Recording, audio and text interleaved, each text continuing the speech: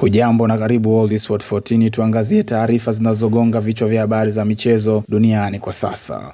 Timu ya taifa ya Morocco imetangazwa kuwa mabingwa wa kombe la mataifa ya Afrika AFCON 2025 baada ya shirikisho la soka barani Afrika CAF kubatilisha matokeo ya awali ya fainali dhidi ya Senegal na kuipa ushindi wa mezani timu hiyo. Awali Senegal ilikuwa imeshinda mechi hiyo kwa bao 1-0 katika fainali iliyochezwa Januari 18 mjini Rabat nchini Morocco. Hata hivyo, mchezo huo ulikumbwa na utata mkubwa baada ya wachezaji wa Senegal kususa kuendelea kucheza wakipinga maamuzi ya mwamuzi, ikiwemo kutolewa kwa penalty dakika za mwisho wakati matokeo yakiwa 0-0. Baada ya kusimama kwa takriban dakika 17 huku hali ya taharuki kitawala uwanjani, wachezaji wa Senegal walirejea kucheza kufuatia kushawishiwa na mshambuliaji nyota Sadio Mane. Penalty ya Morocco iliyopigwa na Ibrahim Diaz iliokolewa na kipa Edouard Mendy kabla Senegal kufunga bao la ushindi kupitia kwa Pepe Gueye katika muda wa nyongeza. Hata hivyo, Morocco iliwakilisha rufaa kwa CAF ambayo sasa imekubaliwa. Katika uamuzi wa kushangaza uliotolewa siku 58 baada ya mechi, bodi ya rufaa ya CAF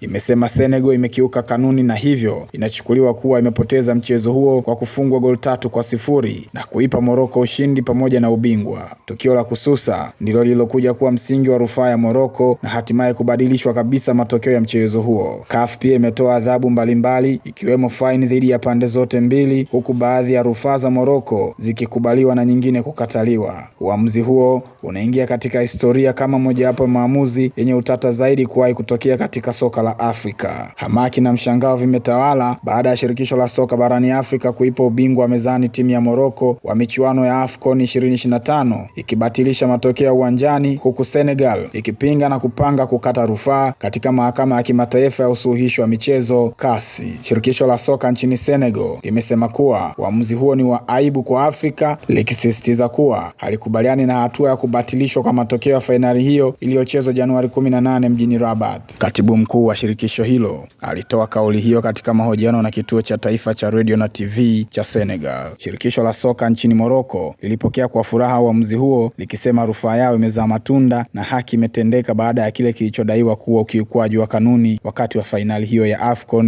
2025. Ni hayo tu kwa sasa. Kwa habari zaidi za michezo, tafadhali endelea kufuatilia World Sport 14. Kwa heri.